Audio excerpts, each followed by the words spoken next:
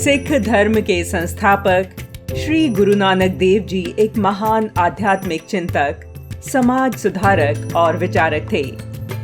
नानक जी का जन्म पंजाब के तलवंडी में वर्ष 1469 ईसा में हुआ था, जो कि अब पाकिस्तान में है। इस जगह को ननकाना साहिब भी कहते हैं। गुरु नानक जी ने अपने जीवन में भाई मर्दाना जी के साथ अनेक आध्यात्मिक यात्राएं की, जिन्हें उदासी कहा जाता है। वर्ष 1500 से 1524 की अवधि के मध्य अपनी उदासियों के दौरान नानक जी विश्व के अनेक भागों में गए और मानव धर्म का प्रचार किया। नानक जी की उदासियों का सार एक ही था कि समाज में मौजूद भेदभाव, छुआछूत, जात पात और अंधविश्वास आदि को खत्म कर समाज में परस्पर सद्भाव, समानता और समरसता की स्थापना हो और व्यक्ति ईमानदारी पूर्ण जीवन व्यतीत करते हुए आध्यात्मिक साधना करे। नानक जी की पहली उदासी वर्ष 1500 से 1506 ईसा के बीच रही। इसके बाद नानक जी ने दूसरी उदासी वर्ष 1506 से 1513 ईसा के बीच की। तीसरी उदासी वर्ष 1514 से 1518 ईसा के बीच रही। चौथी उदासी वर्ष 1519 से 1521 ईसा तक की रही। गुरु नानक देव जी अपनी चौथी यात्रा में मुल्तान, सिंध, बलूचिस्तान, जैदा, मक्का और मदीना पहुंचे। साथ ही बगदाद, खुरमाबाद, ईरान गए। यहीं ईरान में उनके साथी भाई मर्दाना का निधन हो गया था।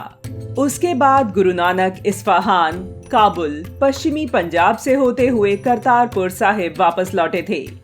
गुरु नानक जी की 5वीं यात्रा की सामान्यतः पुष्टि नहीं की जाती है, लेकिन डॉक्टर कुलदीप सिंह ढिल्लों के शोध के अनुसार 5वीं यात्रा में गुरुजी ने 2334 किलोमीटर का सफर किया था।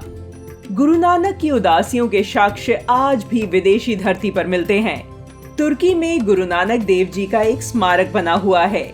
इस स्मारक पर अरबी, फारसी, तुर्की भाषाओं में जहांगीर जानम हिंद लाट अल मजीद नानक लिखा गया है, जिसका हिंदी में अर्थ है आज के भगवान, भारत के निवासी, भगवान के आदमी नानक। इस स्मारक पर आगे भी काफी लंबी पंक्तियां लिखी हुई हैं, परंतु काल के प्रभाव और देखभाल के अभाव के कारण शिलालेख पर लिखी सामग्री अब सुपाठ्य नहीं है।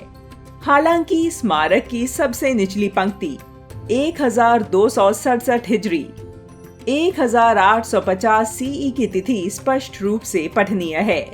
इराक के आध्यात्मिक नेता पीर बहलौल शाह ने गुरु नानक जी से प्रभावित होकर कुछ सवाल पूछे और उनके उत्तर सुनकर वह इतना प्रभावित हुआ कि नानक जी से कुछ समय यहीं रुकने का आग्रह किया, जिसके बाद गुरु नानक जी 17 दिनों तक वहां रहे। गुरु नानक जी ने अपने इस प्रवास के दौरान पीर बहलौल के बेटे के साथ पारलौकिक दुनिया की सूक्ष्म यात्रा की। दोनों सेकंड के एक अंश में हवा में अंतर्ध्यान हो गए और जब वापस लौटे तो पवित्र भोजन का एक कटोरा धरती पर लाए। आज का विज्ञान भी सूक्ष्म यात्रा पर काम कर रहा है। गुरु नानक जी के वहां से जाने के बाद बहलौल ने उनकी याद में एक स्मारक खड़ा किया, जहां गुरु नानक जी बैठते थे और प्रवचन देते थे। कुछ समय बाद मंच के ऊपर एक कमरे का निर्माण किया गया, जिसमें शिलालेख के साथ एक पत्थर की पटिया लगाई गई। 2003 के युद्ध के दौरान इस स्मारक को पूरी तरह से उजाड़ दिया गया। गुरु नानक देव जी ने अपनी इन आध्यात्मिक यात्राओं के बाद स्थायी रूप से करतारपुर को अपना स्थान बना लिया। इन धार्मिक यात्राओं में गुरु नानक देव जी का विभिन्न धर्मावलंबियों और विद्वानों से संवाद तथा विचार विमर्श हुआ।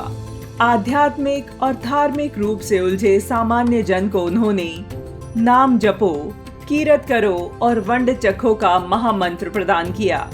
प्रतिदिन ईश्वर का नाम जपो, मेहनत करके ईमानदारी से कमाओ और अर्जित की गई वस्तुओं का साथ मिलकर उपयोग करो।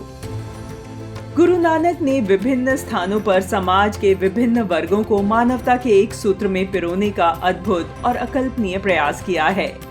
आज लोगों को गुरु नानक देव जी के आदर्शों पर चलने की आवश्यकता है।